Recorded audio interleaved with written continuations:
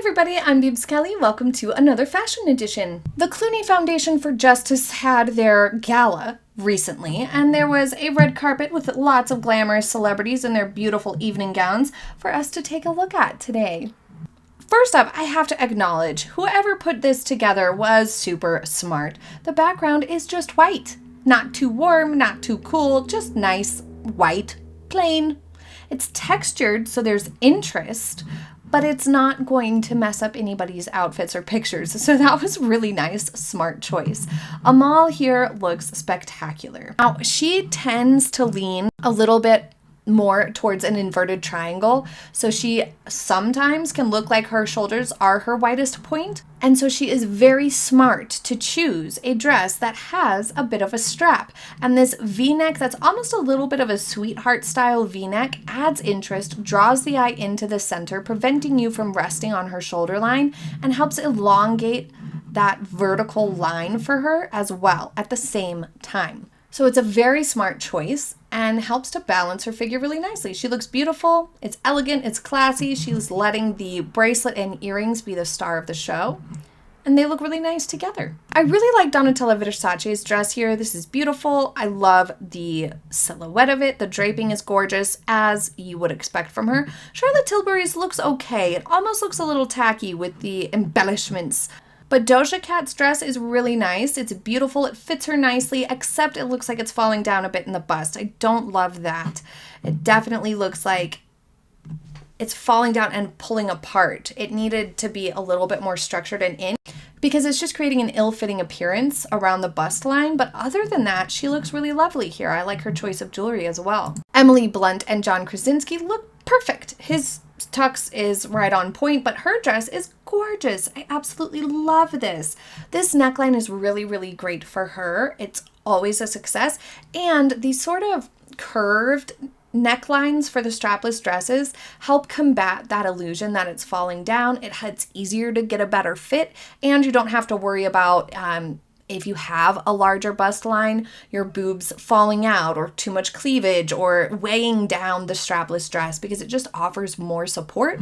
And it also enables her to skip the necklace and focus on the statement earrings, because there's less space from the neckline to, your actual collarbone or your neck here across the chest because of the way that neckline comes up. So it's a really great trick for strapless dresses, a great silhouette. She looks radiant as always. Absolutely love her look here. Gabrielle Union's dress is okay. I don't love it. It looks, because of that iridescent, shiny sort of fabric, it almost looks a little bit cheap. And then the asymmetry across the bust line isn't actually doing her many favors. It's creating a sort of strange appearance to her bust area. I think combined with the cutouts across the rib cage area, it's just not flowing as nicely as it could have. I do, however, like the way she styled her hair and her makeup for this. That's really pretty. Cate Blanchett with her son here, I believe, making a statement in her leather trousers and this oversized shirt. I really usually like her choices, but this I don't love. The trousers I feel like would have worked really nicely with a different top. And this top, I just don't like it. I think it's the top's fault. It's really bulky. It's got a lot of volume to it. It's got extra fabric. It's got a lot going on, and it's got these big shoulder pads and an exaggerated silhouette. I think it would have maybe been more successful with like a pencil skirt or cigarette trousers. These leather trousers are loud and heavy anyway because of their texture and their leather, and they have shine to them, but they also have this almost like boot cut gathering along the lower portion. So they have this gathering by the feet, by the ankles, which is meant to be there. So that is just a little too heavy for the amount of volume happening with the top. So that's unfortunate. I wish she would have maybe tried pairing these items up with something else. It would have been more successful. The trousers, at least, are an okay item on their own. The top had potential with something else on its own, but together, just a bit of a miss. Marley Diaz's dress is quite nice. It's understated, it's simple, it's not over the top. The silhouette works nicely for her. It's fine. Thank goodness. She maybe could have benefited from a dainty necklace, maybe one of those teardrop style ones, but she didn't have to. Just maybe looks like could have used a little something to finish it off, give it a little bit more pep, but in general, it's quite nice. Nadia Murad opted for a simple black column gown with a sheer top overlay, which is a nice option. If you want to go for something that's a little bit more of that strapless silhouette, but you don't necessarily want your arms out, having those mesh sleeves or sort of almost like a mesh shirt underneath. You can even do that. You can wear like a mesh bodysuit underneath a strapless gown just to give yourself a little bit more of that comfortability factor. It looks pretty nice. It looks a little bit messy around the chest area, so it might have benefited from a slightly better fit. Jamie Singer Soros is going for this asymmetrical, feather-trimmed yellow dress. I'm not 100% behind this as an entire look altogether. I love yellow and gold together when it's this like rich marigold yellow, like it's got those warm tones, and it looks great with gold accessories. This would have been a lot more successful if she had an updo. The hair down is kind of dragging the entire visual down, and it's not really vibing. If she would have had her hair up or even in a ponytail, it would have leaned into the fun, playful vibe that the feathered trim dress is going for. It would have leaned into that and looked more cohesive together. But it might not have been the best dress for her anyway, because it's almost a little bit old or a little bit outdated. So it really needed a fresher hairstyle to make it okay. And I really think if she would have gone for like a ponytail or some sort of a cute updo, it would have been a win.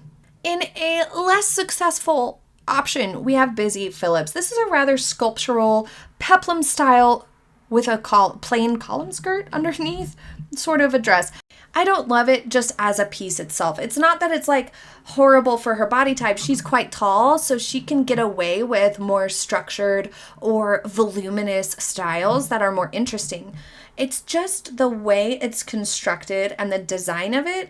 It's looking kind of messy and like not that great. Almost like the yellowing layer to the tips of the dress and up here are not meant to be that way, almost like they're stained. It's just not that pretty of a piece. Shailene Woodley looks magnificent. This is a beautiful dress for her, very flattering to her figure, but I do not love the color. This beige color is washing her out a tad or clashing a little bit, and it looks too tight across here. And that's because the straps are hitting across the side here along the tips of the shoulders, and it's really tight across the bust, so then it gives the illusion that it's just too tight for her in general, and as if the straps couldn't get up or something. If it had just a little bit more room, or the straps were a little bit higher or a little bit lower, it wouldn't give that impression. But that's okay. I'd give that a pass if it were in a color. She looks magnificent in red. She would have looked beautiful in any color almost, just not this beige. That's disappointing. The fit of the dress is great though, otherwise. Michaela J. Rodriguez in one of those metallic dresses that literally looks cheap and tinfoil-y just because of the nature of the fabric itself. In person, these are beautiful and super cool. On camera, they never work right. That's too bad. The style of the dress, though, the actual format of the dress, the structure and silhouette is very nice and flattering to her. It's just the fabric that's not reading nicely on camera. Had great potential. Okay, here's a better angle of Busy Phillips's dress. It looks awkward. Look at that. It looks really awkward. The peplum is starting a little too high for her body type. It should have started a little bit lower to accentuate her hip and give her waist the entire space that it needs to show up. She chopped her waist, cut it a little short, literally. Needed to have that peplum start a little bit lower. And then just look how awkward the proportions are for her. This is just not a good option at all. She needed something completely different. She has a beautiful figure. This is a shame, a travesty. Melinda Gates and Phoebe Gates here. I would say Melinda's dress looks a little bit dated, the pattern of it. You know, that can happen. It looks like it's something that she quite likes and probably chose because she likes the color scheme in the pattern, and that's lovely and great. It's just maybe not the most flattering option. I would have loved to see her in something a little bit more sleek and polished and streamlined. I would have loved to see her in something with like an elbow length sleeve like this. I would have loved to see her in it. And Phoebe's dress looks okay. Not a huge fan of it, but it's not a travesty either. Ariana DeBose is notorious for picking things that are ever so slightly awkward on the red carpet, and this is no different. This really chunky, heavy border, to the dress up here over the shoulder strap is just awkward. It's too big, it's too heavy, and too structured. And then it's creating this weird pucker right above her boob on that side because it doesn't fit well and it's too stiff to participate in a dress fabric of this nature. Other than that, though, if you just cover up that portion from under the boobs down, it's beautiful. I love the soft pink color, and her makeup looks spectacular. The shoes are even great. All of it's great, except for the bust line and that huge, it's like a snake. What's it doing there? Get it off. Jon Stewart looks startled, but nice, in his plain and boring navy suit. No problems with it. Mark Ronson and Grace Gummer here look okay. I like the color on her, but this deep V-neck that's so wide and low is creating so much space up here. It looks like she has no torso at all. And it's just not very flattering. It's making her chest area, not necessarily her bust itself, but just like her chest area, look ginormous. She definitely needs something that comes up a little bit higher, or if she wants to do a plunge, it needs to have more fabric across the shoulders and have a more narrow plunge. If she wants to show off cleavage with a plunge V-neck, fine. All the power to ya, but don't also have it be super wide like this. Kate Norley and John Oliver here look pretty nice. I quite like his suit, but her dress, because the strap is such a thin spaghetti strap and it's made of this satiny material, this train looks completely out of place. Had it had some sleeves, the train would have been fine, or even just was sleeveless instead of this spaghetti strap situation, it would have been okay.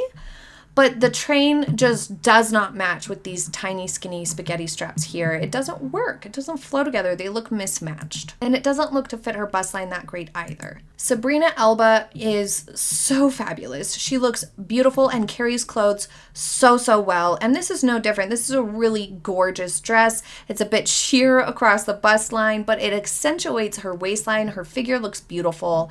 This is gorgeous.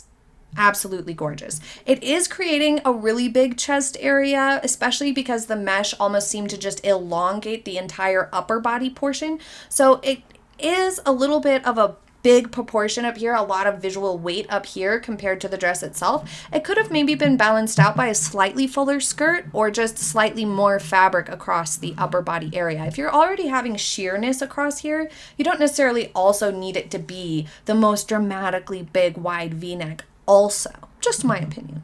All in all, one of the better outings for the celebrities on the red carpet this evening at the Clooney Foundation Gala. Leave in the comments what you think and what your favorite look was. I hope you enjoyed today's fashion edition, and I will see you next time. Have a happy day, everybody. Bye.